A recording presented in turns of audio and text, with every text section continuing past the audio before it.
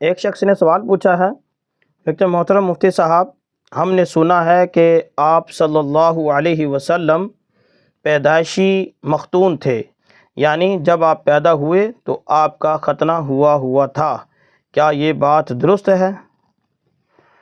جی میرے محترم بھائی، نبی کریم صلی اللہ علیہ وسلم کے مختون پیدا ہونے کی بات بھی کچھ روایات میں ملتی ہے، اور کچھ روایات میں آپ کا 7ویں دن ختنہ کرنا بھی ملتا ہے۔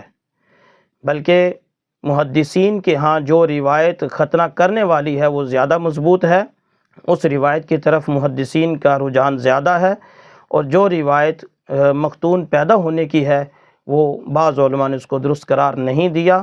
اس لیے صحیح بات تو یہ ہے کہ اس میں زیادہ پڑھنے کی ضرورت بھی نہیں۔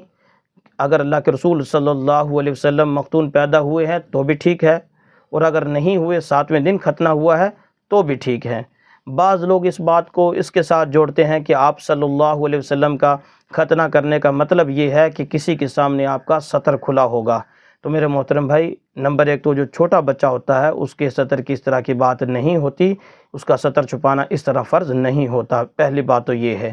دوسری بات یہ ہے کہ اگر یہ چیز ختنہ کرنے کے ساتھ ہم جوڑتے ہیں تو خود پیدائش کے ساتھ بھی جوڑنی پڑے گی، کیونکہ آپ علیہ الصلوۃ والسلام تو برہنہ پیدا ہوئے تھے۔ سب بچے ہی ایسے پیدا ہوتے ہیں کہ ماں کے پیٹ سے جب نکلتا ہے بچہ تو لباس سے تو نہیں نکلتا، وہ تو برہنہ ہوتا ہے۔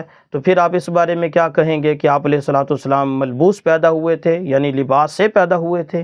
تو اس لیے جو لوگ اس کو اس بات کی طرف جوڑتے ہیں کہ مختون اس لیے پیدا ہوئے تاکہ آپ کا سطر کسی کے سامنے کھولا نہ پڑے، تو یہ بات عقلاً بھی درست نہیں ہے۔ لہٰذا صحیح بات یہ ہے کہ اس معاملے میں زیادہ پڑھنے کی ضرورت نہیں۔ دونوں طرح کی روایتیں ملتی ہیں، 7ویں دن ختنہ کرنے کی روایت زیادہ صحیح ہے، اسی کی طرف محدثین کا رجحان زیادہ ہے، اور جو مختون پیدا ہونے والی روایت ہے وہ بھی اگرچہ ایک روایت ہے لیکن اس میں ضعف ہے، اس کی طرف محدثین کا رجحان کم ہے۔